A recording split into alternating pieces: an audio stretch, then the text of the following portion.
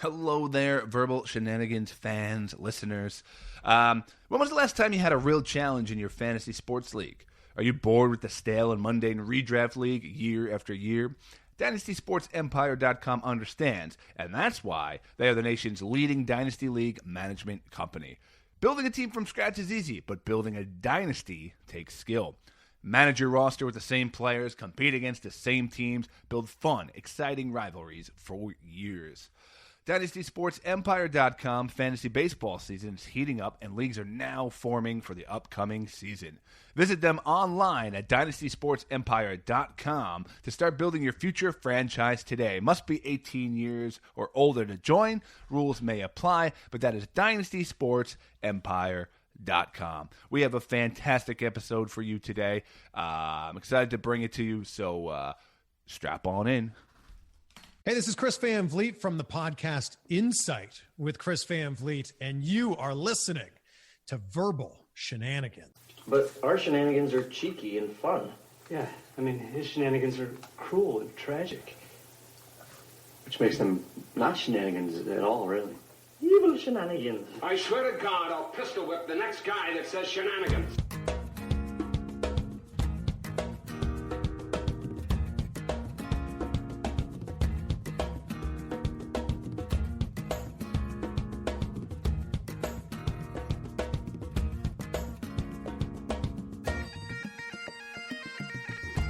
Hello, everybody. Welcome to another fantastic week of the Verbal Shenanigans podcast. That is Mike over there. I am Scott. Welcome to the show, to you new listeners. Hello again to the old listeners. Mike, how's your day going over there? It's a pretty long day. Not bad, not bad. You're next to me. We'll try to figure out something entertaining for our audience, as we always do. So I'm looking forward to it. You go first. So if you're tuning into the show, we are a weekly podcast. We generally put out an episode every Monday. We bring on entertaining guests and whatnot, and talk about life and play some stupid games here and there. And then Mike usually tells us that he's not going to Disney again, and then he does, and then he plans like another 6 to 7 trips, and it goes year after year. We're going on years now. And that's kind of the show. So if you're really interested in hearing Mike lie to the audience, welcome to the show. I don't lie. I just get whipped. There's a total difference. There's a moment it's like, yes, I had to talk. We're straight. My turn. Everything's all right. And it's like, okay, yeah, I guess we can go on your birthday. Your friend's going the following month? All right. What's that? Oh, very special 50th anniversary. We have to be there for the 50th anniversary.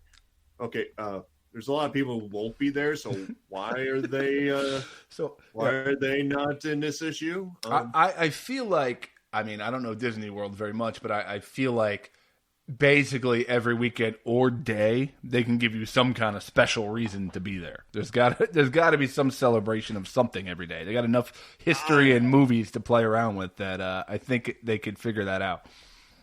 I'm sure there's always some kind of weird kind of detail, or no, that's a little Easter egg from that movie. Then everybody shows up in the costume of that character. It's like, oh, you remembered it was 112. Yeah. I did look up quickly, like 50 signs that you're obsessed with Disney. So let's see. Okay. Let's see which one. I'm going to say it's mostly your wife, but the more you lie to us on the show, I think it's becoming you. Like.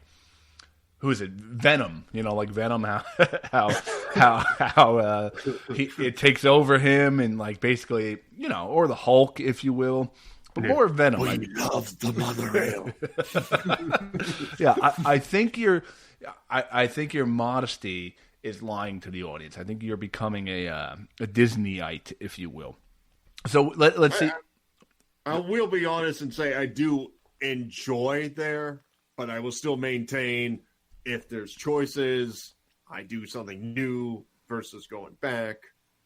But let's find out how obsessed. All right, so you tell me if you check the box or your wife checks the box, like, or both. Okay. So, you always dress as a Disney character for Halloween and usually have your costume picked out months in advance. Wife, yes, me, no. You have a Disney-themed phone case. Phone case, neither for us. No! Wow. I pictured Izzy, your wife, having like one for each day of the week. I know she has one, but I don't. It's not currently on her phone. Like, it's more of a decoration now, so I won't legally count it. Okay. You get personally offended when anyone compliments a theme park other than Disney.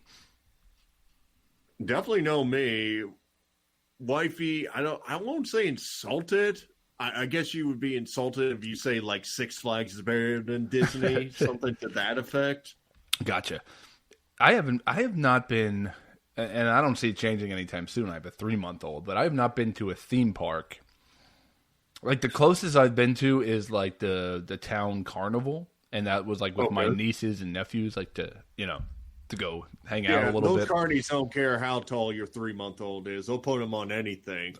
Shove him into the roller coaster. We'll put some duct tape on him. He'll be fine. We just finished an interview for a later episode about a guy that kind of focuses. I won't give it all away because that's no fun, but focuses on kind of like a underground subculture type of people.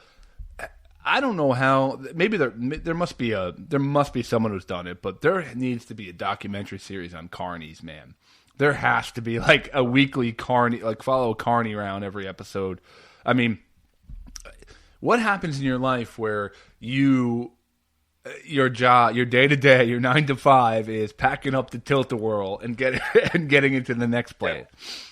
And you're not really going to the exciting towns like like Jersey. I think it was in like Piscataway, the fair, if I recall. Well, there's always like a bigger one, but there's always. Every town has a little, like, fair going on, too. Yeah, pretty much. Like, they have one in the parking lot of the mall, like, every summer down here. So you can't fathom the guy's like, oh, man, Arbor Hill Mall coming up, yeah! Yeah, like, what percentage of carnies have drug or alcohol problems? I'm going with 110%. I don't know how that's possible, but I'm going with all of them. Like, I would love to know if, like, a carny ended up being, like, the governor of a state or something like that. Like, what if you found... I was a carny for 12 years, but now I do murder case lawyer. That's, like, the ultimate success story. Going from, like, the guy in the middle of the Gravitron to a guy, like, voting on laws in the state. It wouldn't surprise me if someone had some carny background. Mitch McConnell, maybe. I don't know. You have a profile. Your profile picture is you with a Disney character. I mean, that's been there. It's with my wife, so I don't know if that counts. I have to remind myself. I think it's just me and her and hers. Let me quickly go into Facebook. Dude, it's funny you say that. I don't even know what my profile picture is at this moment. I'm kind of blanking on what mine is. I think it might be a wedding picture. My wife. Okay, well, we're in front of Disney. Right. No characters, technically, so technically, no. All right. Me is just the dog with the wife, so it's a no. Okay. And out of curiosity, are you with a Disney character? There's no way, because I haven't been to Disney since I was in fifth grade. It's just you, wifey, and the dog. So you're just like me. You stole my style. So original, Brennan. Way to go. Yeah, man. You knew when I put up that picture, that was my thing. But no, you go out and put up your wedding photo. You know, I was the wife and dog guy. I was the people knew me for being the wife and dog guy. I wake up wife and dog guy. I go to bed wife and dog guy. I don't take days off from that. This is one that I thought maybe your wife would swing on. I wonder where she is. I know she probably doesn't have one, but you have a Disney tattoo. Has there been any conversation about getting a Disney tattoo? It has been brought up. I think maybe down the line, there's no like, I'm going to do this within this time or whatever. If another one goes on her, she has 3 tattoos. None of them are Disney. If a 4th one arrives, I can't fathom it not being Disney, but there's no like, this is going to be done on this birthday or anything like that. Mike, the day that you submit and get a matching Disney tattoo, it is the day the podcast ends. I'm just telling you, regardless of guests we have scheduled, regardless of anything in the future, the day you're like, dude, check it out. I got this sick ass Mickey. It's got to be over. It's got to be a nice, easy divorce. I got a sleeve of all the Rescue Rangers right here. Dude, look, Chip's grabbing a nut on my elbow. It's sick. Yeah, people forget about Zipper and Monterey Jack, Scott. Only true fans remember those two. Oh my God, Monterey Jack. That's like a flash. He was the one with the big mustache, the cheek right? obsession and the mustache. Yeah.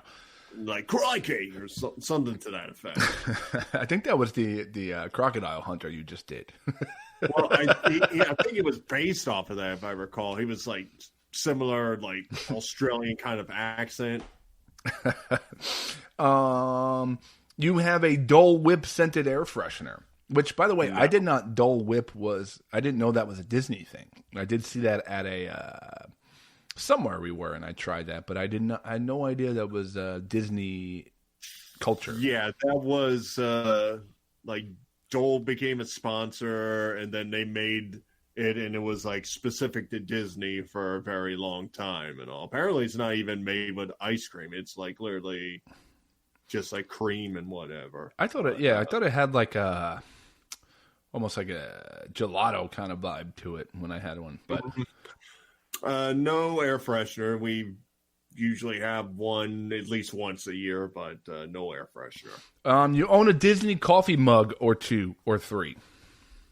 Wife, yes. If you get technical, I got the dog. Yep, she got me one that says Yoda Man. So yeah, I have one by rule since Star Wars was bought by them. Bucket list items include visiting every single Disney theme park. It's definitely on the wife's. Like we've somewhat discussed it. I would be intrigued with going to like Tokyo. She keeps on bringing up France. I don't think either of us are super intrigued about the 2 in China, Hong Kong or Shanghai. So I guess that's a little gray area where it's like other parks, yeah. But bro, you don't know Disney till you've been to Hong Kong Disney. Let me tell you. Let me tell you that. you down with the con? Yeah, absolutely. In the car, Disney music is played. Definitely no. Really? And we only have one car, so that's it. I'm surprised by that one. She has like when she runs, she has her Disney playlist that she'll play through. But like on the trip, it's like even if she even thinks about it, I'll literally go, "All right, you know what I'm doing this weekend. I don't need to be reminded in the car. Let's go." I got a podcast or sports network on. It stays there. Okay, Verbal Shenanigans followers, please mark this date down until Mike is blasting Disney music on his headphones while running. It'll happen soon. You just see me pulling up to your neighborhood. DuckTales. Oh, here they are. They've come. Dogs barking like crazy. Like, oh, they must be here.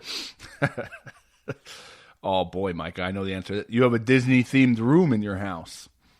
Correct. We'll just end it at that. But it's the wife's office. My man cave is not Disney themed, so it's NASCAR themed. That's totally out of scope. You have a pet named after a Disney character. Neither. Callie and Stubby. Though the wife did say, man, we should have changed Stubby to Darth Vader. But that's a gray area, kind of. I still can't, like, I can't call Star Wars a Disney movie. Like, it just, especially that's my debate with her. She's like, you were always a Disney fan. You love Star Wars. I'm like, when I started liking Star Wars, yeah, it was not a Disney product. Right. Like, to me, they just own Star Wars. I don't consider Star Wars. Yeah, maybe if you want to say everything going forward, but you can't call the originals a Disney movie. That's blasphemous. Mm-hmm. I mean, it was basically like the independent film of sci-fi.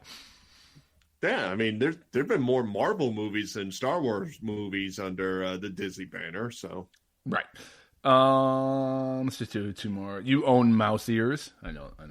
That's yes. Technically, both, yes. She wears them. I do not. I'm forced to. Well, you say you have 1 car, so you have a Disney sticker on your car.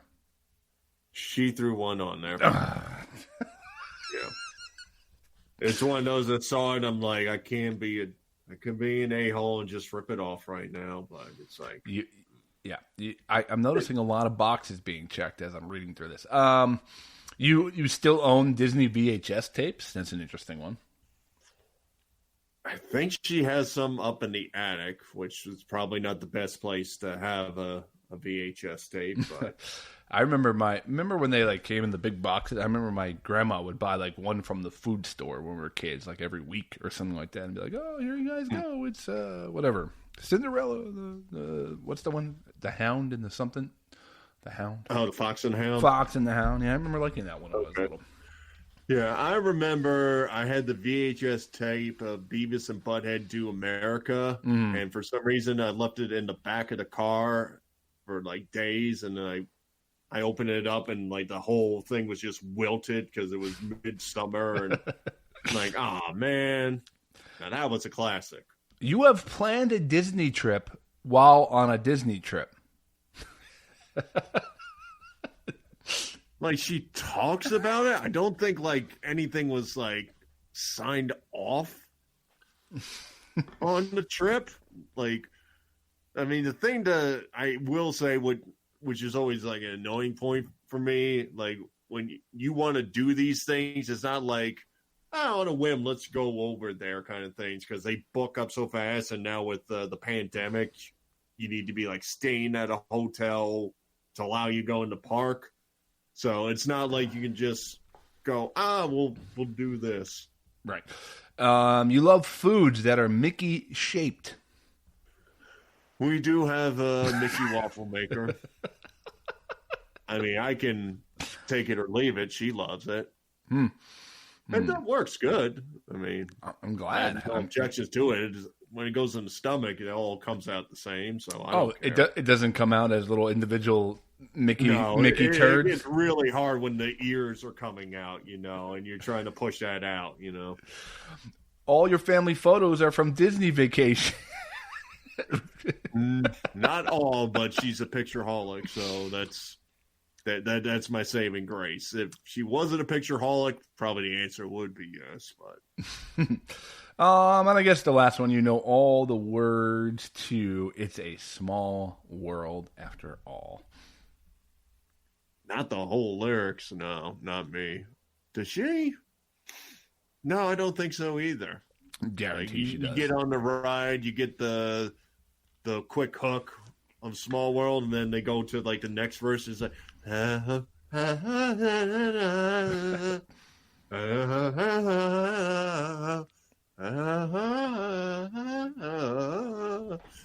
a small world.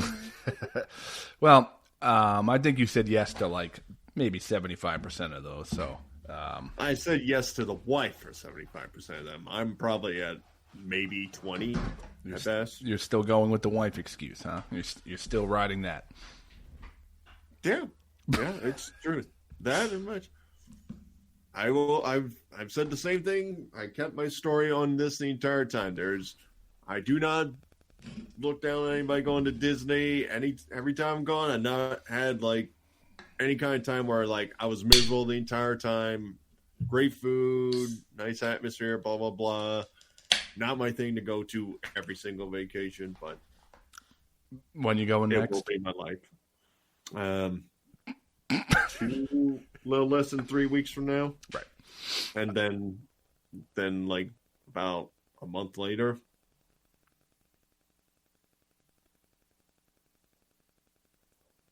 Yeah. Yeah. Yeah, so if you guys want to write sympathy cards, please email verbalshenaniganspodcast@gmail.com. We'll get them to Mike, and we'll read them on the air here. But Mike, you see shifting gears here real quick before we get to our guest. You see nobody was voted into the MLB Hall of Fame, which I think is absolutely absurd. Well, I never get the whole ordeal with them. What's the rule? Like, you need 75% of the vote to get in, and how many people can write in? Was it 5? Something like that. But among the names that once again did not get in, Curt Schilling, ridiculous. Roger Clemens, ridiculous. And what I think is the worst one of them all, the fact that Barry Bonds is not in the Hall of Fame. Mark McGwire, Sammy Sosa as well. Yeah, I think aren't they? I think they might even be expired or whatever it is. Like there's like I think the 3 of the home run hitters are expired. They just gotta say. Everybody's got to come clean this deal. I think the players should just say, you know what? I did it, steroids. I admit it. And then Major League Baseball's just got to go, we understand. We literally told people we're not going to test for steroids. They literally said this in interviews to news outlets. We are not testing for steroids. And then they're turning around and saying, my God, I can't believe these guys are on steroids. I'm pretty sure Bud Selig did not mind that home run race that brought baseball back when McGwire and Sosa were jacking 70 home runs. And then Barry Bonds was literally – you can literally put Barry Bonds in the Hall of Fame before steroids. You could say, okay, his career up till this point is the Hall of Fame part of his career. Stick figure Pittsburgh Pirate Barry Bonds, absolutely. He was rocking it right next to Bobby Bonilla. I mean, you just got to say, we admit this era involved this. These guys did it, and so be it. They're Hall of Famers. They were the best players at that time. Schilling is basically just because he puts his foot in his mouth on various things. Yeah, but I think that's ridiculous. Like, I don't care if he says he wants to kill, all white people or something. Like, I don't care what he says. The Hall of Fame's not about the character you were. It's about what the statistics you put on the freaking field. And Schilling was a monster. Arguably the best playoff pitcher, most clutch playoff pitcher possibly ever. You can argue that. I mean, I think it's basically the writers just don't feel like putting their name next to him, whatever. It was like anonymous ballot. I'm sure he would get in and everybody be blah, blah, blah, blah. It's like, whatever. It's also like, how are we going to leave these guys out like Bonds and all that? Like, I'm pretty sure most of the pitchers that were throwing the ball to him were juiced up. Nobody seems to, all these Yankee fans, sorry Yankee fans, but I don't see you crying about Andy Pettitte and all your beloved Yankees that keep getting popped. Like, why is it what? Because he was the best ever to do it? You don't think Barry Bonds would have made the Hall of Fame without steroids? It's ridiculous. Well, some names we forget, like Canseco. He should be in the Hall of Fame. Yeah, I mean, maybe. He was the hottest thing for quite a while. Like, I admit he tapered off in the Ranger years and stuff like that, but he had numbers that were worthy of it. And I mean, the Bash Brothers with him and McGwire. Well, McGwire way more than Canseco, easily. He should be in the Hall of Fame. I can argue with Canseco being in there as well. So I don't know. I guess if you're really scared about it, you can vote him in and just have a plaque. You don't need a bunch of like, oh, look at this from this guy and that from that guy. But I mean, at the end of the day, if we can still go to the NFL Hall of Fame and see OJ in there, what are you trying to say? And I'm curious what you think about the other names. Now, the other names I can agree are kind of borderline. You can make an argument for or against any of these guys, but Scott Rowland didn't make the Hall of Fame. He is a solid player. I don't consider. That's the thing where people will look at his numbers. I'm like, yeah, but at no point did I sit back and say, oh no, Scott Rowland's coming up. Great fielder too. But yeah, so it goes Schilling, Bonds, Clemens in the voting, and then I think there's like the next level. So Omar Vizquel, possibly one of the greatest fielders, if not the greatest fielder. I could see that's never enough to get you in the Hall of Fame. I can't name one guy who's like one of the greatest fielders and batting. Billy Wagner, again, kind of borderline, had some great years, numbers-wise, fantastic. Came to the Mets, wasn't dominant. He was solid, but he wasn't dominant. Gary Sheffield. That's debatable. Yep. I can see him on a fringe kind of, like, not my number one Hall of Famer, but like if you have like 5 guys going to Hall of Fame, I could say he could be the 5th. I agree. Yeah, Sheffield's right there for me. Todd Helton, great ball player. He was all right. I think that what killed him is all those times in Colorado when nobody paid attention to him. Yeah. Here's an interesting one. Yeah, he came on the scene like a monster and faded later. Andrew Jones. Yeah.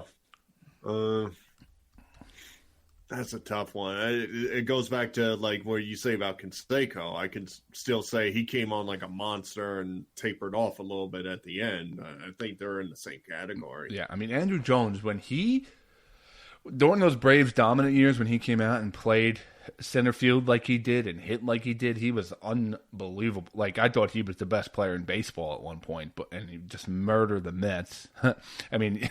You had him and Chipper Jones just destroying the New York Mets. So to me, because the Mets saw him so often, it was like, he seemed like he was that good. But and then I think they should have put in there Jim Abbott. Yeah. I don't know Jim Abbott's career numbers. His story obviously is ridiculous. I know he had like a losing record going out, but it's like, all right, if I just say we tie your other hand behind you, you can only use your one hand for catching, throwing, everything. He even got a major league hit. So yeah, you see some of the guys that have got in that are questionable. To vote no one in, to me, just seems like the writer is getting even more like pompous. Like, you no problem reporting on the home runs that people were and the controversy during this. You had no problem with people reading your articles during these controversial times and benefiting off of that. But now you control these all-stars career. And the last guy on the list was Jeff Kent. He was the last guy. Yeah, and even add to it, like, as we're hopefully starting to get through on this COVID stuff and things are going to open up, I'm sure, like, the Major League Baseball Hall of Fame got hit by this COVID stuff and didn't rake in a lot of money. You're not really helping them by saying we're not going to have an all-star or a Hall of Fame celebration because nobody made it. It's just, I think it's ridiculous. It's silly. You just got to be like all the other sports where it's just like, all right, 5 people are making it. I don't care if they got 1% of the vote. If they ended up in 5th, congratulations. I agree. You found a way to the Hall of Fame. Yeah, especially when you go through some of the names that have made it in, and you're like, ooh, really? Like, that guy was born. You're talking Clemens, Bonds, Schilling. You're talking maybe top 100 players of all time. Barry Bonds, you might be talking about literally the best player of all time. And there's a legit argument for that. And, to me, he's the best baseball player of all time. Yeah, in the absolute worst case, I would have to say top 5. And right. that is even a stretch. I could see you come back saying no, top 3. Go look at that guy's walks in I forget what year it was. It's the most absurd thing ever. It's like his on base percentage was like close to 700. Yeah. But before that, he stole bases. He had Gold Gloves. He to me, he's by far the greatest baseball player of at least our watching time. You know what I mean? Yeah. I know, like, there's the Hank Aarons and the Mickey Mantles and all that. They were before us. But during our time, to me, it was no question it was Bonds. And if you want to see an interesting video, it's called Dorktown on YouTube. I think the channel name is Secret Base, but they calculated if Barry Bonds, that magical year you're talking about, we had like a 727 on base percentage. They calculated if he didn't have a bat during that time, his on base percentage still would have been like in the top 5. It was the most insane thing to even fathom. It's amazing. But yeah, the writers, it's like, get off your high horse, man. You'll write your salacious articles and you'll cover all this and you'll get your reads, but now you control the destiny of a sport that you've probably never played, or you played when you were a kid, and now you're controlling the destiny of the greatest. But let's shift gears real quick. We had a really cool guest on the show. He's a hard guy to say one thing he did or does, I should say. I mean, he does television, radio. He's got a really successful podcast. He's a YouTuber. He does stuff for wrestling with AEW. He's won a couple Emmys. Really, really interesting guy. He was great to talk to. So we're going to get Chris Van Vliet on the show. So here's our interview with Chris.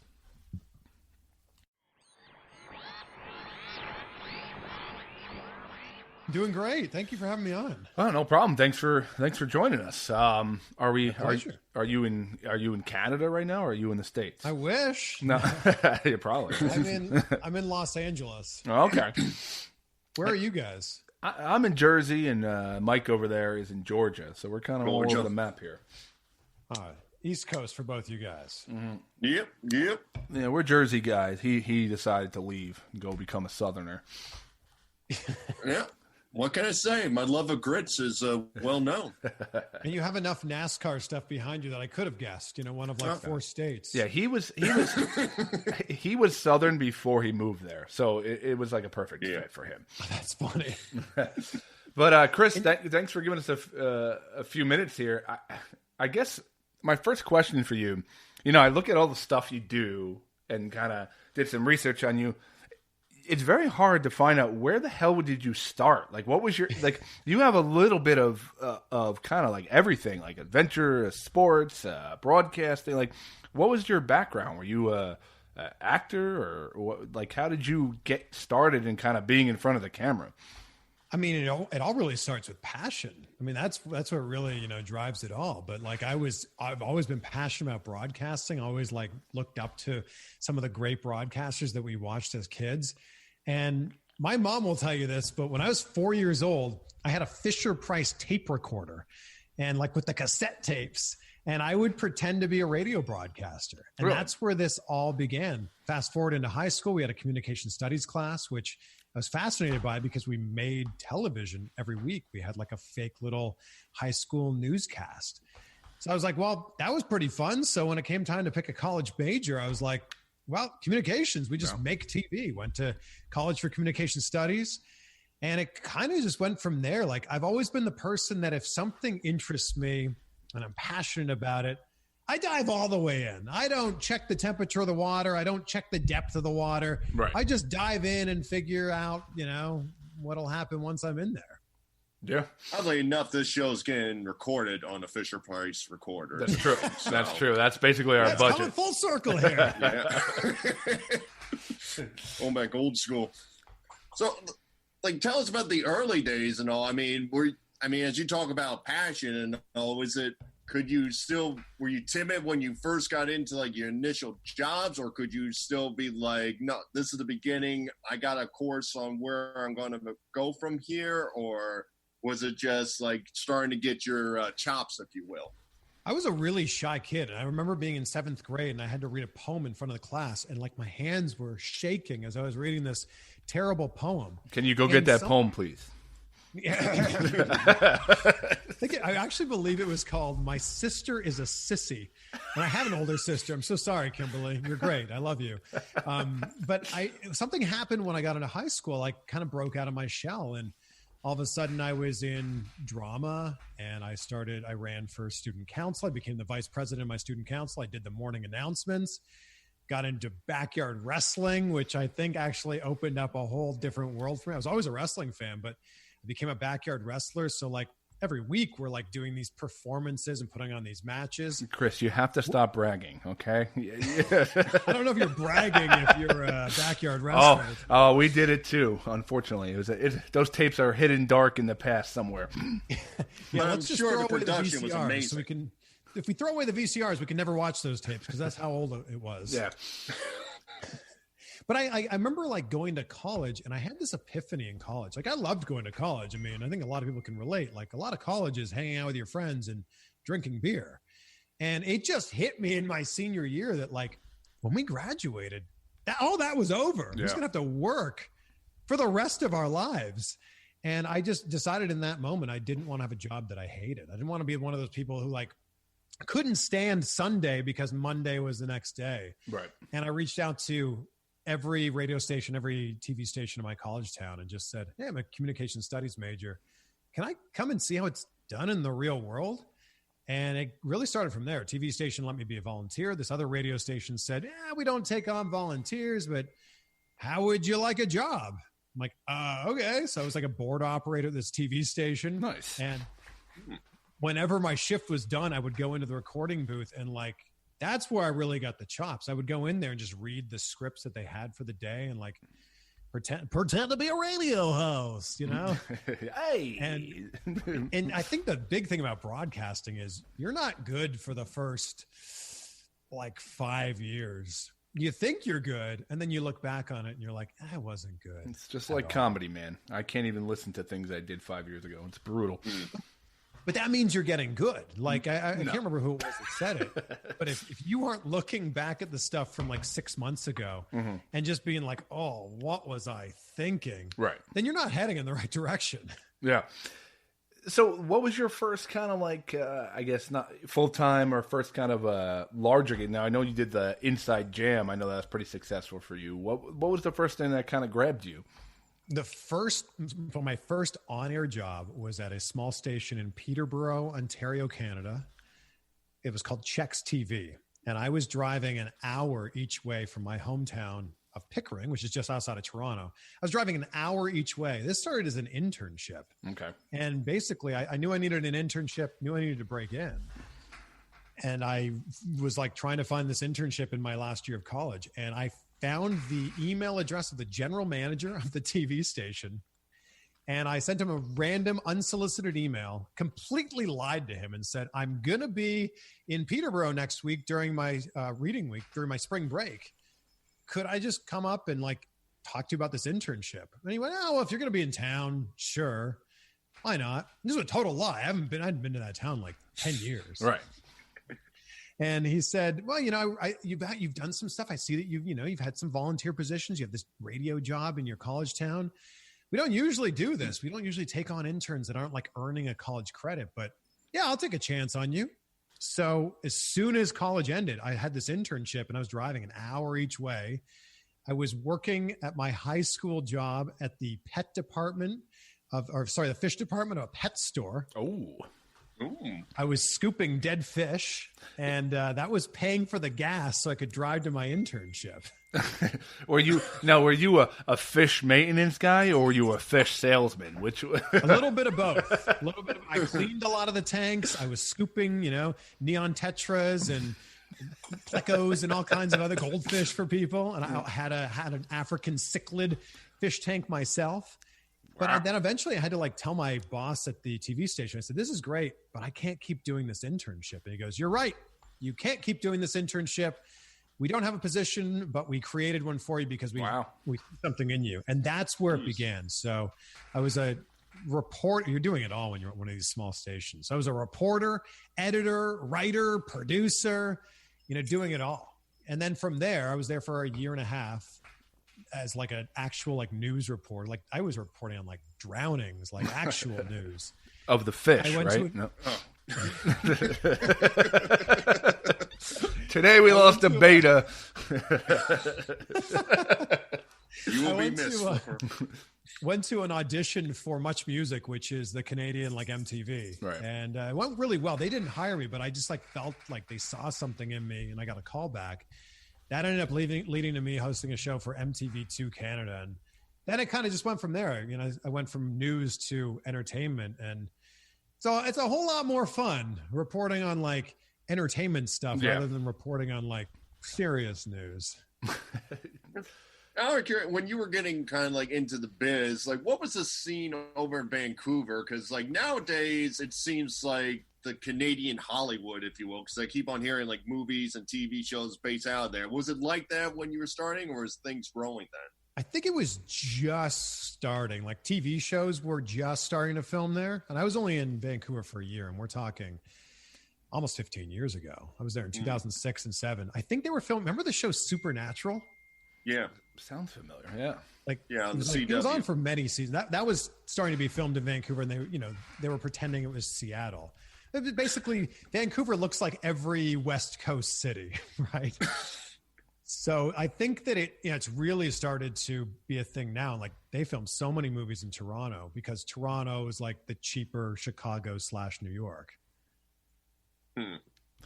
Now, how does one go from like Inside Jam and working his way up from pet store to reporter to winning Cosmopolitan Bachelor of the Year? How the hell that is a very interesting segue. I'm still trying to figure that out myself. I just don't understand it. But so I went it was Vancouver, then I went to Toronto. I was hosting a show there, the one called Inside Jam. And then I ended up getting a job in Cleveland. So that was me moving to the US, and I was working for the CBS affiliate in Cleveland. And unbeknownst to me, one of my coworkers nominated me for this Cosmopolitan Bachelor of the Year thing. So basically they pick one guy from every state. Okay. There's one representative from every single state, and they'll fly all of those guys to New York. And then there's a big, I guess, I don't know, kind of parade you around, and one guy ends up winning. So I became the Ohio representative, which was crazy to me, especially since I wasn't from Ohio, just living there. Did a shirtless photo shoot. Yeah. Most of the guys did it in New York or LA. I did mine on the shores of Lake Erie. Although you don't know, it's like blurred out in the background. It could be the Pacific Ocean. Who knows?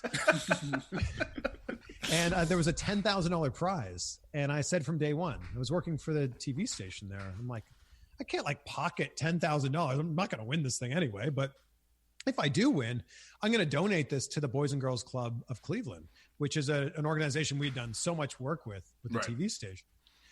I ended up winning. I get the giant novelty check, which I still have around here somewhere. I should dig this out. Yeah, you got to keep that. And I'll never have another one of those in my life. Exactly. If you win one of those big checks, it has to be somewhere in the house. Yeah. I mean, it can't be on display. No. Yeah, it can't be in the living room. I mean, it's a pretty sweet room to begin with. I'm looking at 4 Emmys, your own title belt, your YouTube. That's true. Maybe we should just put it in this blank space. Vertically? Yeah. It fits perfect there. And then someone asks, "Oh, well, it's funny that you asked." Oh, this little thing. Oh, that? But that's from the shirtless photos I did in Cosmo magazine. Yeah, I was going to say, only if you accompany it by the shirtless picture on the wall of yourself. That could be on the other side here. Now, when you first got it, when you went on, your first couple of dates, does that come up in the date just kind of just to let you know? I'm the Bachelor of the Year, so I'm going to expect. Yeah, I should have led with that, right? They set up these email addresses for all of us. So every single guy, every single state, Cosmo set up these email addresses. So people were actually emailing us, and I got hundreds of emails from people just being like, "Hey, saw you in the magazine." I'm like, this is weird. Am I gonna go out with someone who sent me a random email to this Cosmo email address? See, I feel like if that happened to me, my buddies would just rip me to shreds every time we saw it. Be like, "Well, watch out! It's the Cosmo Bachelor of the Year coming through." Yeah, that happened a lot. The other thing was I made sure to get into shape for those photos. I'm not saying I'm in terrible shape, but I love to eat pizza. I made sure I was in really good shape for those photos. And then I don't know, 3 days later, I just didn't look like that anymore. So I remember the photo shoot was, I don't know, 2 or 3 months before us actually going to New York. And we're going to New York, and some of these guys are jacked dudes. I walked into that thing, and all these guys are 6'2" and look like Clark Kent. And I'm like, what am I doing here? And they're all still in great shape. And here I'm, I'm like, I'm in okay shape. And they're like, well, everyone take their shirts off. And I'm like, we don't all have to do that, right? The Cleveland guy doesn't have to do that, right? Yeah. They're on the skins team. I'm on the shirts team. Okay, That's it's like pickup basketball. Yeah, it's cold where I live. You guys, California, New Mexico, you guys can take your shirts off. So after that, now I see, I Google you and you're doing a lot with wrestling. I mean, I just going through your YouTube, I saw Chris Jericho and with the coach and a bunch of guys. How did you enter into not just being a fan, but entering into the entertainment side of that?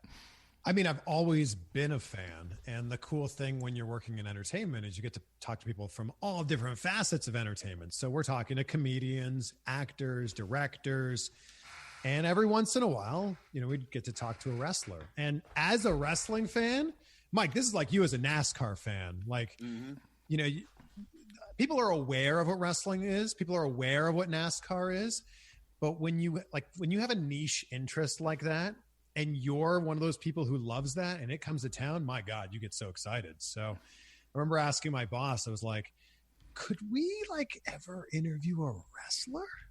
My boss was like, yeah, we've done that before. I'm like, oh my God, I'm going to get paid to hang out with a wrestler? This is mind blowing to me. Yeah.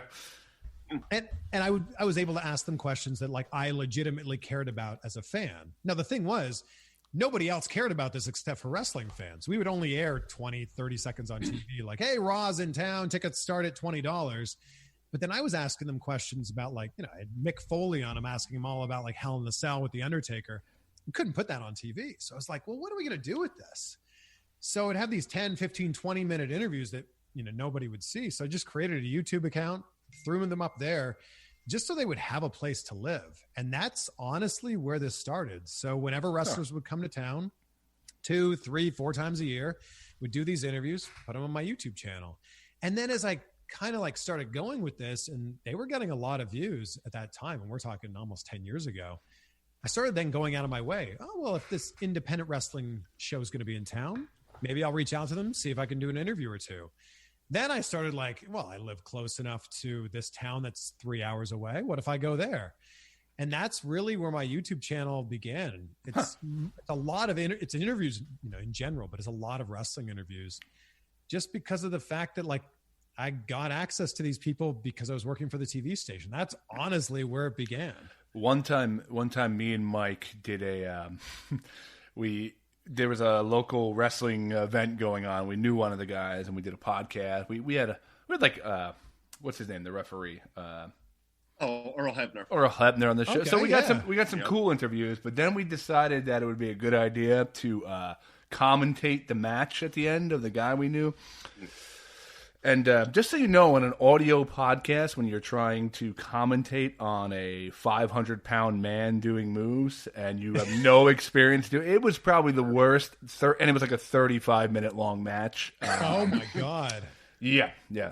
So we kind of faded away from getting into the wrestling world since then. So a lot of you being like, oh, and look at that. Yeah. Oh my God. He's punching him. No, he's punching him again. Oh, look at that punch. My God, he punched him. Yes. I always say commentators have the most thankless job in any profession, but pro wrestling for sure, because in other sports, you can call the action. You can call what you see. You can, in football, talk about the formation, then he snapped the ball and call the whole thing. Right. In wrestling, there's so much downtime. Most of that in WWE or AEW or Impact Wrestling and the big ones, they're filling that with storyline. Oh, well, you'll remember 3 weeks ago, this thing happened between these two people. Right. That doesn't happen really in any other sport. So, man, they've got to really weave this story in. So that's a thankless job. But for the job that you guys did in your 35-minute match, I will say thank you to you. No. I'll send you it after this, and you'll never talk to us again. I can't wait to see this. No.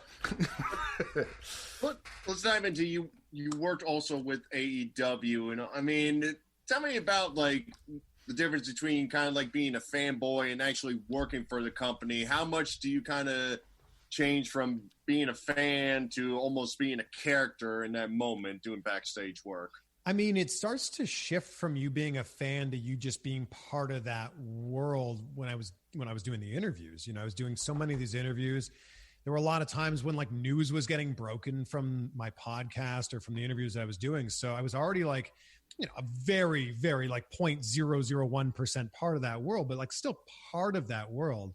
Mm-hmm. So it seemed like kind of a pretty easy transition, when I made a few appearances with AEW, because I've been in television my entire career, been a wrestling fan my entire life. It was just a perfect marriage of those two things. Right. And man, I got to tell you, it's so cool as a wrestling fan to be just that little part of wrestling being on TNT for the first time in 20 years. Like that was really, really cool. And I'll be able to say forever, I was on that first episode of AEW Dynamite, and it's just cool, man. It's a cool time to be a wrestling fan because there's so many options right now. There's so much going on in that world. And my hat's off to all of the different organizations who've been able to make this work despite having no fans. That's a big driving factor of pro wrestling is having those fans. Yeah, I feel AEW figured stuff out earlier than WWE, and it really kind of showed, and they almost, by comparison, starts grabbing stuff from them, doing the things that they did with piping and sound and whatever and all. But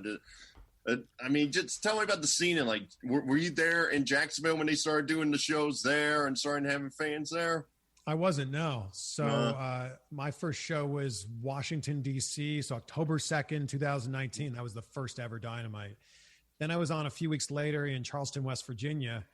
But yeah, when they started doing the stuff in Jacksonville and then they moved it briefly to Atlanta, no one was there. Like, this was also when we didn't really, have a full grasp of COVID and like who could be there. Testing wasn't even really a thing. Like, man, think of how far we've come in just the last, we're 10 months into COVID, which is crazy to think about, but how far we've come in just the last 6, 7, 8, like, I mean, remember when people were cleaning their groceries? Remember when that was still a thing? I remember doing that. I remember being like, oh man, I got to go. If their dog could get COVID. I remember I got to go food shopping and then spend another 30 minutes wiping down the potatoes, Miserable experience. Right. Oh, the grocery store was like, I felt so dirty. I remember being just like, ugh, I got to get out of the grocery store. That was always like the worst. It was the worst place to go. From the middle of March till like the beginning of May, nothing was open, right? Yeah. Like nothing other than like takeout in grocery stores and like CVS. And I remember saying to my girlfriend, I'm like, want to go to the grocery store today? She's like, we just went yesterday. I'm like, yeah, but what else are we going to do today? Like, can we go again? we got to need something. My exposure. Yeah. So you've seen hot date. So you seem to have followed your interests, which is what I found really intriguing about you and why I kind of reached out to you. What I found really funny, which I didn't know, you're also into bass fishing, and then somehow won this amateur tournament. Could you see yourself doing some kind of like, broadcasting for bass fishing? Like, it seems like it's like I said, it seems like you've touched on everything. So I feel like why not bass fishing might be the next platform for you. I do love bass fishing. It's so much so actually that I started a bass fishing brand called Tungsten. Yeah, I have a bass fishing brand. We sell tungsten fishing weights. So like, no shit. You're fishing with, plastic craw, plastic bait, plastic worm. They float. And for the longest time, you would like sink it down to the bottom with a lead weight, which is not good for the environment. Lots of bad things there. So tungsten is the alternative to that. So we started this tungsten fishing company. So again, it goes back to what I was talking about earlier, where like when I'm passionate about something, I go all the way in on it.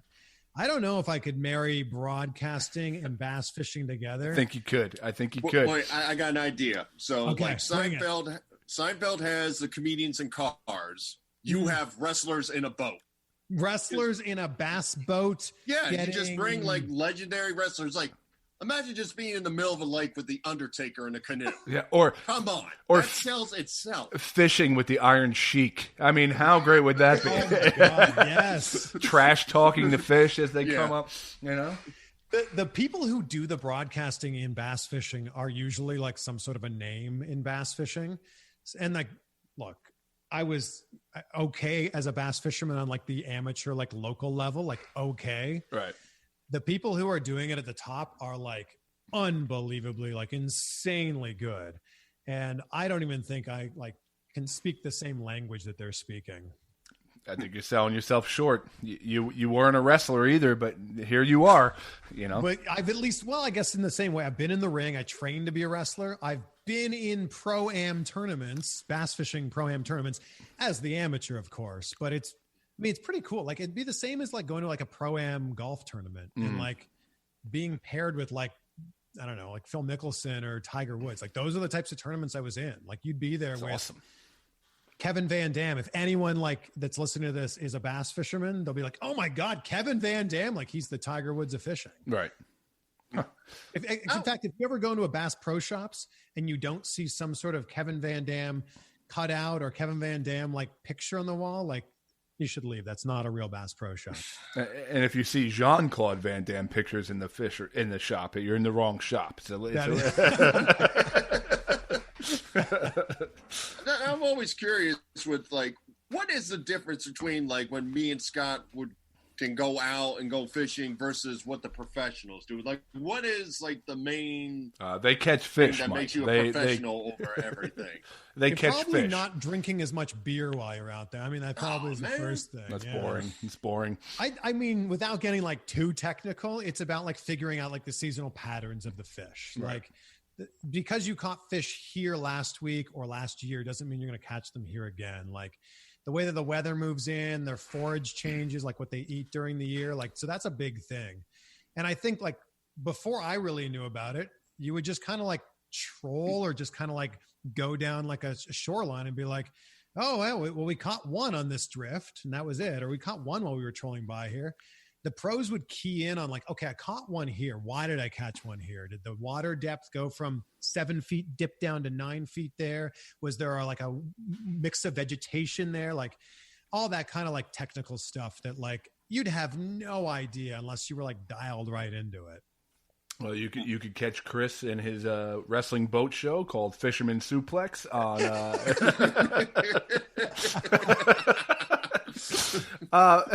Chris, you've been really awesome to talk to. So what are you working on these days? Like, I know you got a whole bunch of different things. So like if people want to check you out, I know there's your YouTube, but you have a whole array of things. So what are you working on now? I mean, my main focus right now is on my podcast, which is called Insight with Chris Van Vliet. I'm obsessed with the idea of figuring out like what makes successful people successful. And I want to be able to like reverse engineer their skills, their habits, their tactics, so that we can all apply it to our own life. So that's the big thing. Insight with Chris Van Vliet. My YouTube channel is just my name, Chris Van Vliet. And I don't know, like, I like you guys. The things that I'm interested in, I just want to like be part of that world. And congrats to you guys, by the way. Your podcast is awesome. I mean, it's all right. I'm looking for a new co-host if you're interested. Oh, well. You will never find a co-host with a NASCAR logo in the back. I will guarantee you that. Is that a NASCAR jacket as well? Oh yeah, if you want to look around, there's jackets hanging on the ground. That is a NASCAR soda machine right there. But I have other sports. I mean, there's my baseball. His trailer is pretty nice, isn't it? That's a nice trailer. Hey, I'm the talk of the town down here in Georgia. What can I tell you? Scott, where's all your stuff? Here's a lamp. Here's some books. Here's a picture of my kid. That's. I'm kind of boring. Oh, so picture of your kid, real original. I know. Although, how often do people tell you look like Seth Rogen? I've gotten that a few times. I've gotten. Who have I gotten? I got. You also look like the wrestler Sami Zayn. Yeah, my wife has said that before. She loves Sami Zayn and said that. Interesting. I don't know. Yeah. I got. Oh, that's a new one to me. Heath Ledger. I've gotten Scooby. Oh, Heath Ledger. Yeah. Yeah. Now though. Now. Not. Well. I've gotten Shaggy from Scooby. I've got a lot of things. I think it's the beard. I don't know, but Chris, I want to thank you so much for coming on the show, man. You're really fun to talk to. I'd love to have you on in the future again. If people want to follow you and whatnot, where's the best place for them to follow you? Well, thank you guys for having me on. Scott, Mike, you're awesome. And it's just at Chris Van Vliet, VanVliet. It's as simple as that. And yeah, when we're done here, we'll talk about that new co-host position there. Yeah, no. All right, Mike, you could sign off now. All right. I'm gonna have my new bit, musicians and race cars. Screw you all. I got my future. Whatever.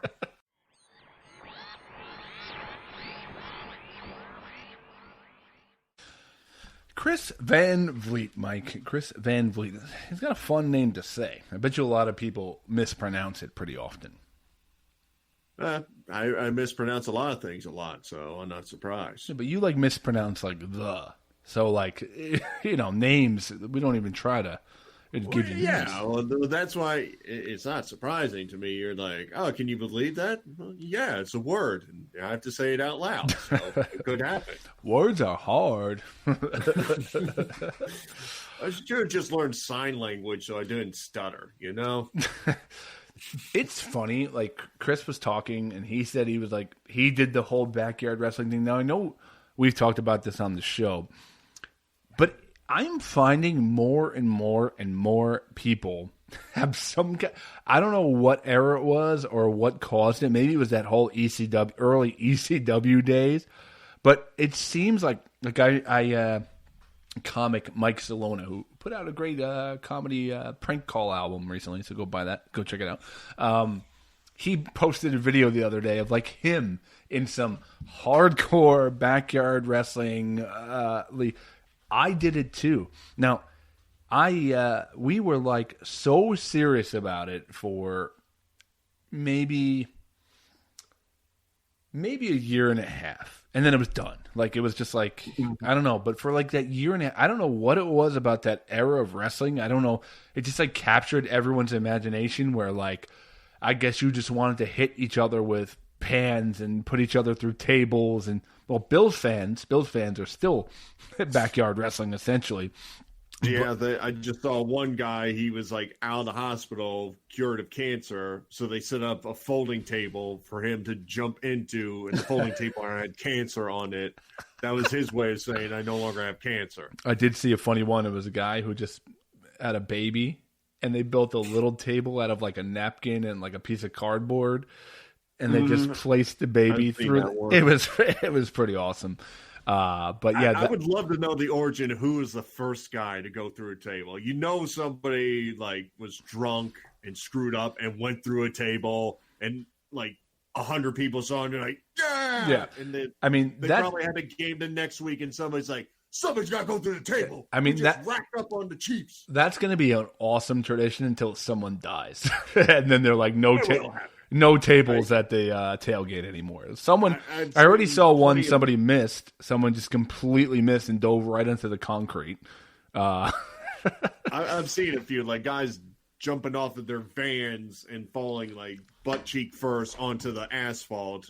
The worst is that somebody's going to try to do a freaking swanton and screw it up. You know that. The worst is that you got to go watch the game after that. Like the whole. And now I went to Buffalo, and the top whole section. I don't know. It might have changed, but before that, it was all bleachers. So imagine sitting on those cold bleachers after doing a table dive right onto your ass.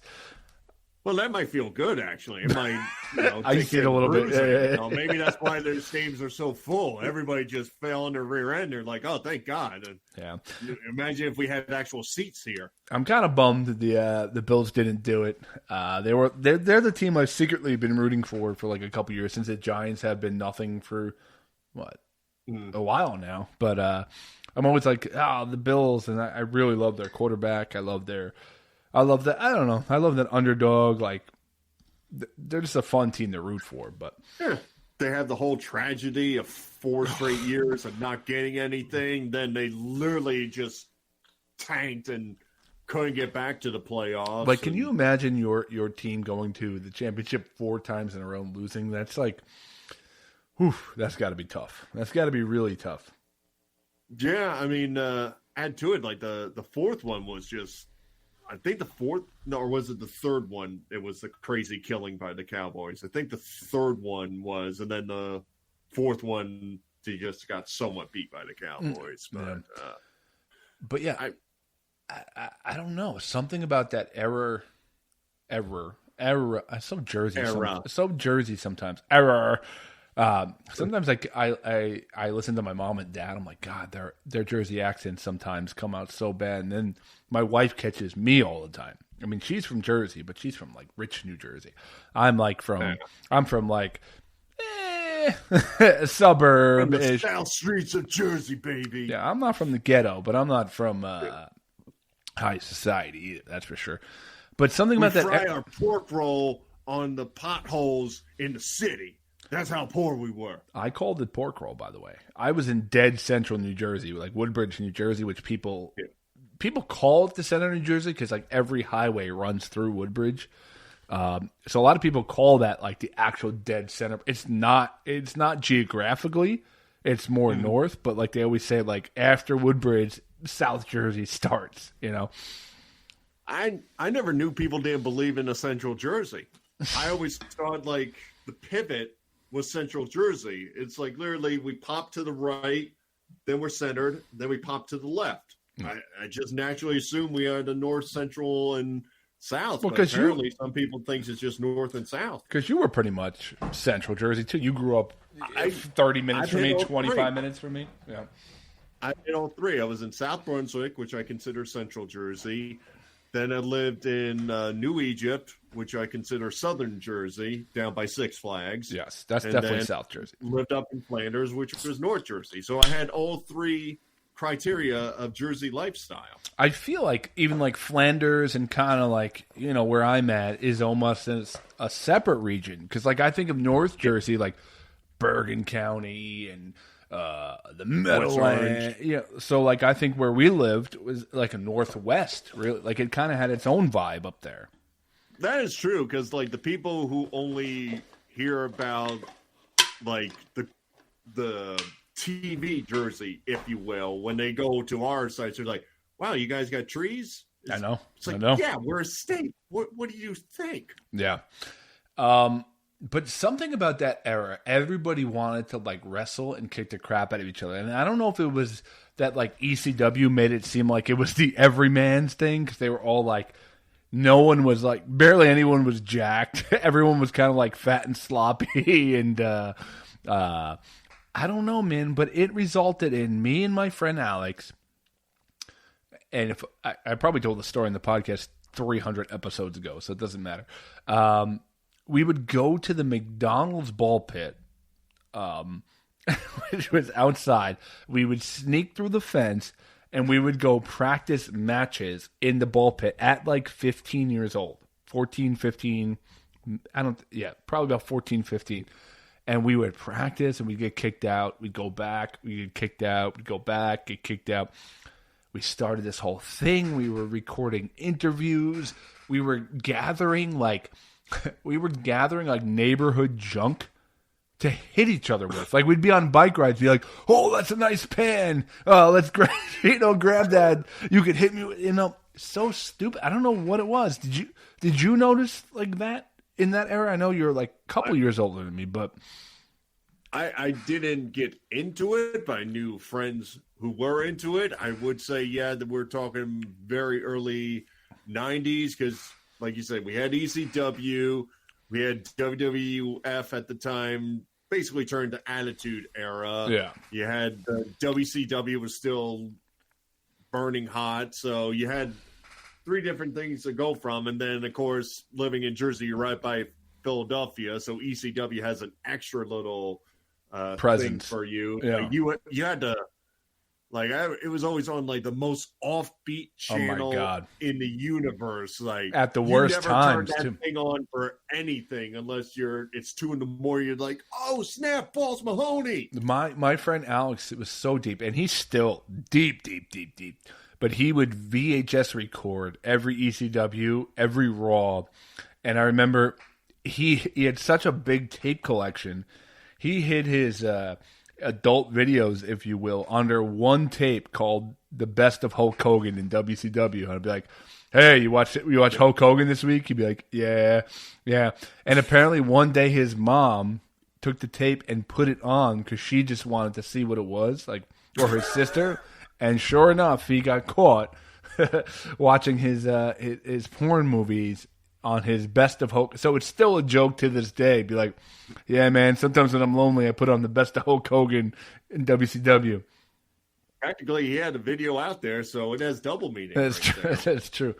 Yeah, but man, we would jump. I remember we did it an event. We called it an event, a paper. We had names for we were going to do a weekly show, like our Monday Night Raw, okay? And then we were going to do our pay-per-views, aka in the park. We had a friend playing guitar during it. We had entrances. We had, we jumped off the backstop of the baseball field. The video is somewhere. If I could upload it, I would, if I could find it and upload it somehow, I would love for people to just rip us to shreds. I remember we had fake blood packets. My sister came by. She was 4 years younger than me, so she was probably in 6th grade or something like that. And I like fakely smeared blood all over my head after getting hit by like I don't know, probably a cookie sheet, you know. And apparently she ran home panicking to my grandmother was watching us at the time. Like, Scott's bleeding all over the place. Like, was scared and freaked out. We had neighborhood kids come and watch. I mean, it's so embarrassing now, but it was like, we were so into it. It was our everything for about 18 months. Sadly, it sounded like you had a better audience than this podcast doing that stuff. Well, don't let me say when I say we had neighborhood kids come, it was probably about 11 to 15 kids max. That was what you did. You just ride your bike around. Hey, tomorrow we're going to be at the park, blah, blah, blah, blah, blah. I mean, we would sit there and be like, all right, well, you'll win the title this month. We'll do these shows. And we were writing angles and everything that was in it. It was ridiculous, man, how deep we went. And it's funny because I just dropped out of wrestling. Like, I dropped out of backyard wrestling, but also like interest in wrestling by like 16 probably. I was done. Please tell me you had a retirement match. Like, listen, you got to come out here. If I don't get the title next week in the park, that's it. I'm leaving Backyard Wrestling Association. My character's name was Rampage. I remember there were other factions in the neighborhood. There were other wrestling leagues in the neighborhood. I refereed it was called DMW. It was called Deathmatch Wrestling. I refereed these guys throwing each other into fire and thumbtacks. And these are like, I look at my son now, right? I look at my son. He's 3 months old. If in 15 years he's throwing himself into thumbtacks and fire, I'm going to die inside. Like, I can't even imagine, like, where were our parents? Where were this whole generation? Wait. You know? But I got to go from a different angle. Are you still friends with any of the people in your backyard wrestling? Oh, yeah, my best friend. My best friend, Alex, yes. Oh, okay, hear me out. Okay. Like, your son comes home. He's 15 years old. And he's bloody. He's all beat up. He's like, Dad, I don't know what happened. I got jumped. They threw me through tables and everything. You go down to the park, and you think you figure it out. It's this 15-year-old punk. All of a sudden, as you're chewing this kid out, one of the guys from the Backyard Wrestling Association, I thought you were retired. I see you came back for some more. And then we get my other friend who had the old big camera. We recorded on VHS there, you know. And only he uses the same camera. I don't want anything digitalized or anything like that. It would be pretty great. VHS tape, I don't want to see it. It would be pretty great to sell VHSs of modern old man where we're all just like, oh, dude, my back. He's going for the Viagra Vangus. One time we did it at my friend's house. His grandma was watching him, and we were like setting up chairs and stuff. She comes out in the middle of the tape, and you just hear her go, "Boys, I told you not to mess with those chairs. You're going to ruin them. What are you doing?" Like, in the middle of this match, we had announcers. It's so bad. I will tell you, me and my best friend Alex, we have never, we fought like argument-wise over the years. We've been best friends for 20 years. No, way longer. Jesus Christ, I'm old.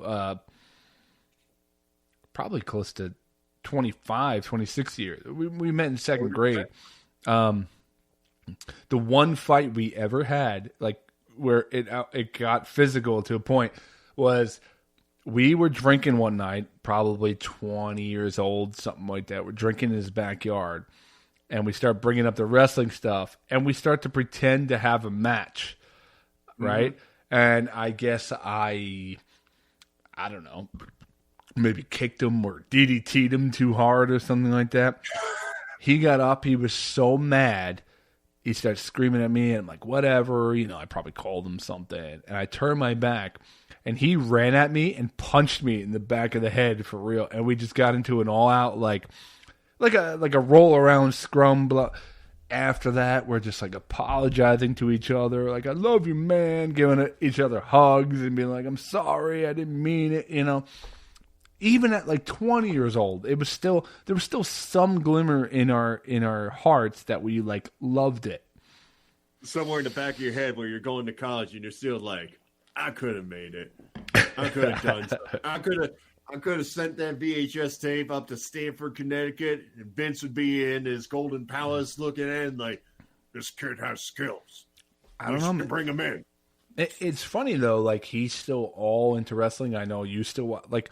What do you think keeps people into wrestling? I mean, what is it? Just like it's a man's soap opera. That's the best way to describe it. It's cheesy to the point where you love it and also you hate it. You still have wild characters that don't make sense in real life, but you want to believe is real. I mean, all the guys are jacked. All the girls are gorgeous, so that adds to it. And it's just one of those. It's a great way to kill 2 or 3 hours in a night. So, and you look at it Monday night and Friday night. It's the bookends of the week. And they got some stuff on Wednesdays, but it's just like I said, it's a great way to just kill time and all. And you can still have a long ass conversation. Like you could see a match and go, "Oh, that was terrible," and somebody goes, "No, that wasn't that bad." And then you got this back and forth going on about, "No, this guy was better than that person," and blah blah blah. Yep. I will tell you, the life of a wrestler is still intriguing to everybody because all those documentary series are still always very interesting as far as like, even the Undertaker thing and that what's that one on Dark Side of the Ring? Exactly. Yeah, that one's fantastic. Something about the wrestler life, I guess it's the road life. Same thing with comics, musicians. It's still very, very interesting. So maybe what we should do is schedule a match between me and Chris Van Vliet, and you could be the special guest referee. And it'll be like, I like it. Yeah. Yeah, it could really promote the podcast. Winner gets to consume the other guy's podcast. I gotta admit, I'll probably turn on you. I can't deny it. I mean, I probably shouldn't tell you now, but there's a pretty decent chance I'm gonna just pop you in the back after I like pat you on the back and then do a quick count. Oh my God, he's hugging! He's hugging Chris Van Vliet. Oh my God, Verbal Shenanigans is now Van Vliet and Berlo. But yeah, embarrassing times. But you know what? There's still plenty of stories in that one. So I guess I'm going to lead out with this, which will also lead to our promotion for the night. Last week on Saturday morning, I got to partake in a good friend of ours, a good friend of the show, the first headlining comic that was ever genuine with me. Now, we had a headlining comic, if you will, be nice to us, but he turned out to be a complete dirtbag. Oh, yeah. Yeah. I remember that. But Mark Riccadonna is just the most genuine dude I've met in comedy. The first time I ever worked with him, I was trying to get into this Booker's thing. He books a lot of shows in Jersey. And I was nervous as hell, and I hosted, and there was only 3 people in the audience, 3 people in the audience, and I bombed so bad. Mark was the headliner, and I'm sure Mark did perfectly fine. But, like, you know what? He was, like, in the back, and we were at the little bar, and he's like, let me buy you a drink, man. And we talked about life. Like, we didn't talk one thing about comedy.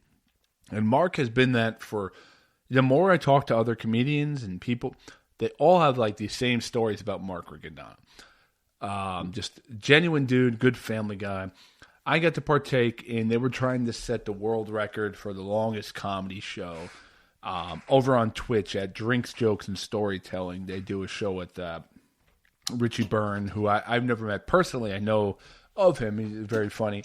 And it was just a really good time, man. Like they did it was kind of like a 96-hour long podcast. It was basically like round table, different comics would join, just have a conversation, and then they'd pin you for like 4 or 5 minutes. You do a couple of jokes, and I was nervous about it. Like I didn't know what it was going to be. I thought it was going to be more like everyone does a set or something like that. And it just turned into a great time. I tuned in all weekend. Like I would click on it and just be like, see what they were doing, and they had everyone. Dave Attell came on. Sam Morrell, I think, came on. A bunch of Rich Voss. All these guys came on, and they raised money for the Children's Brain Tumor Foundation and Stars Services, which I found out is the charity of a guy in a band called Pop Evil. And what they do is they kids who have to go for like cancer treatments and things like that, they pick them up from their house and they give them like a really cool, like almost like a limo kind of thing on their way to it, and they kind of make it comfortable, and all the transportation expenses are free for the families and whatnot. So just a really good cause. So I guess I really enjoyed it. I don't know as far as the world record, if it hit or whatnot. I would assume it did. I mean, these guys were going and going and going and going, and I was like, damn, man, I complain about, I got 2 interviews tonight. They basically did like 300 interviews in 96 hours, and what an awesome thing to be part of, and I hope they get the world record. But what I will promote tonight is Drinks, Jokes, and Storytelling with Mark Riccadonna and Richie Byrne on the Twitch network, which I never had an experience with that, but you start a channel, basically your own station, maybe something we will look into. So please go check out Drinks, Jokes, and Storytelling. What a phenomenal job they did, and I'm very happy to be part of it. So, Burlo, anything to promote? Well, first off, after I turn on you, me and Chris Van Vliet, we're going to break the world record that you guys just set, to go ultra heel. Just the two of you. Yeah. No guests. No guests at all. Yeah. I mean, I'll tell him I'll start off, and when he's ready, he can come in. So I might be doing the first 96 hours by myself. But, good. Nothing but good stuff. I had a solid 94-hour set. So it's just a 2-hour. It got deleted though. You lost that. You got deleted by mistake. But yeah, it was killer, man. And everything just hit. The fans were like, "Oh my god, this is like Richard Pryor on a podcast for 96 hours." Yeah, I had 10 minutes that night. I just blew through the light. I just kept going. Like people were like, "I ain't going home till he ends." That's how it happened. Yeah. I will promote my friend William Pierce, a gentleman who does online training classes, workouts, and so forth. I will promote his site on Facebook. It's called Lose Weight Now, New Jersey. Like I said before, I do virtual workouts with him all through the week. He has Sunday through Thursday and Saturdays. Great workout, great exercise, does well. I also say if you're looking for somebody to sell your house, he just recently got his license for that. So look up William Pierce on that. But if you want to get a great workout and do it from home, check out Lose Weight Now, New Jersey on Facebook. Awesome. And yeah, guys, we got some really cool stuff coming ahead. I also will announce we are now officially on iHeartRadio. So we joined that platform. We're on everything now. Spotify, iTunes, Stitcher, basically every podcast, Google Play, every podcast platform you can possibly imagine. So the thing that helps us most is leaving little reviews. And the thing that helps us the most, if you will, is sharing it with your friends, posting it. Hey, I dug this interview. And that's it, guys. Other than that, a lot of things to look forward to. I mean, I'm drinking a Dogfish beer. I got a Dogfish shirt on. I'm not completely sure why, but other than that, weird. Yeah. Other than that, guys, life is funny. Laugh at it. Keep the wind at your back. I'm coming for you, Brendan.